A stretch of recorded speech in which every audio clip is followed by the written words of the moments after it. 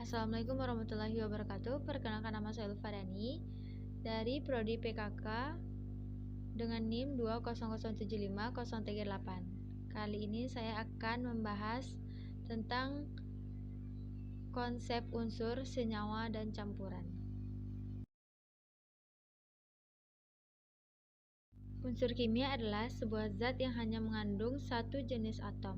Variasi yang menunjukkan ikatan-ikatan antar atom dalam suatu molekul. Apabila dikaji, semua zat terbentuk dari bagian-bagian yang paling sederhana yang disebut dengan unsur.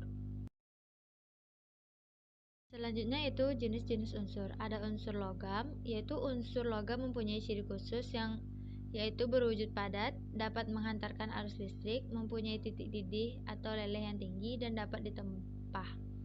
Yang termasuk dalam unsur logam yaitu besi, mangan, tembaga, aluminium, dan kalium.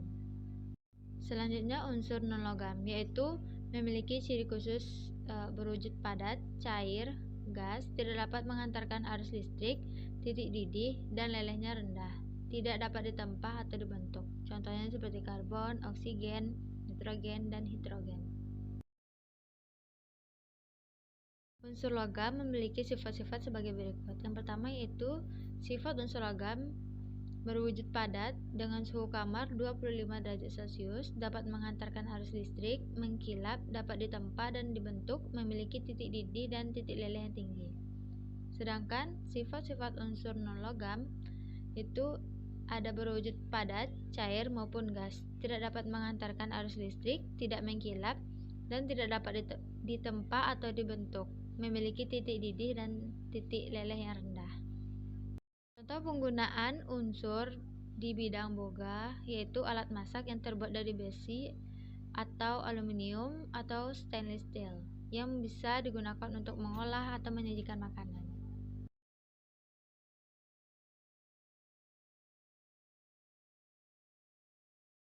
Selanjutnya itu senyawa. Senyawa kimia adalah zat kimia murni yang terdiri dari dua atau beberapa unsur yang dapat dipecah-pecah lagi menjadi unsur-unsur pembentukannya dengan reaksi kimia yang membentuknya. Contohnya dihidrogen monoksida adalah sebuah senyawa yang terdiri dari dua atom hidrogen untuk setiap atom oksigen. Jika memanaskan gula dengan panas yang tinggi, gula akan menjadi karbon dan uap air. Dan air yang kita peroleh akan terurai menjadi hidrogen dan oksigen melalui reaksi kimia lain.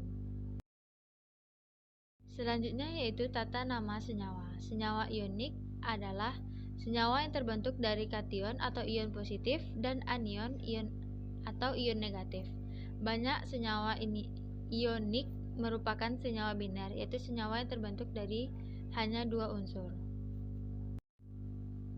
Senyawa molekular. Banyak senyawa molekular merupakan senyawa biner.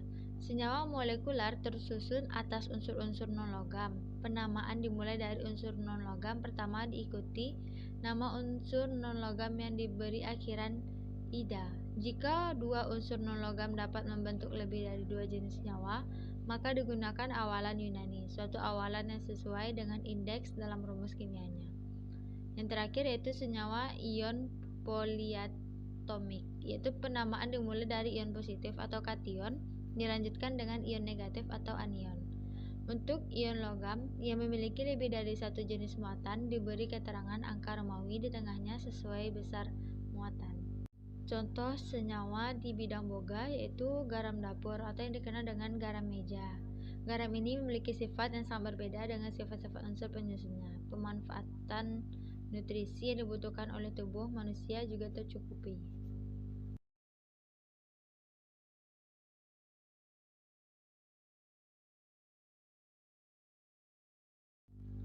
Yang terakhir yaitu campuran. Campuran adalah gabungan unsur dengan unsur, unsur dengan senyawa, atau senyawa dengan senyawa. Misalnya stainless steel, yaitu baja yang tahan karat, terbuat dari campuran besi, krom, dan nikel. Komposisi unsur-unsur penyusun suatu campuran tidak tertentu, sehingga rumus kimia suatu campuran tidak dapat ditentukan. Pemisahan campuran dapat dilakukan secara fisika. Jenis-jenis campuran yaitu campuran homogen. Campuran homogen ini biasa disebut larutan. Pada larutan, tiap-tiap bagian mempunyai susunan yang sama. Jadi di dalam larutan sirup terdapat dua penyusunan larutan, yakni air dan gula. Air disebut pelarut, sedangkan gula disebut zat terlarut. Contohnya campuran homogen lainnya adalah minuman ringan atau soft drink dan larutan pembersih lantai. Dan terakhir yaitu campuran heterogen. Apabila zat-zat penyusunnya bercampur secara tidak merata dan campuran ini tiap-tiap bagian tidak sama susunannya, maka itu disebut campuran heterogen. Contohnya seperti air kopi, bentuknya cair, dan campuran tepung dengan air yang bentuknya padat. Contoh campuran heterogen adalah air dan pasir atau air dan minyak.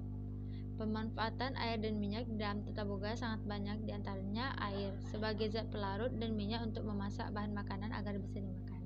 Terima kasih. Assalamualaikum warahmatullahi wabarakatuh.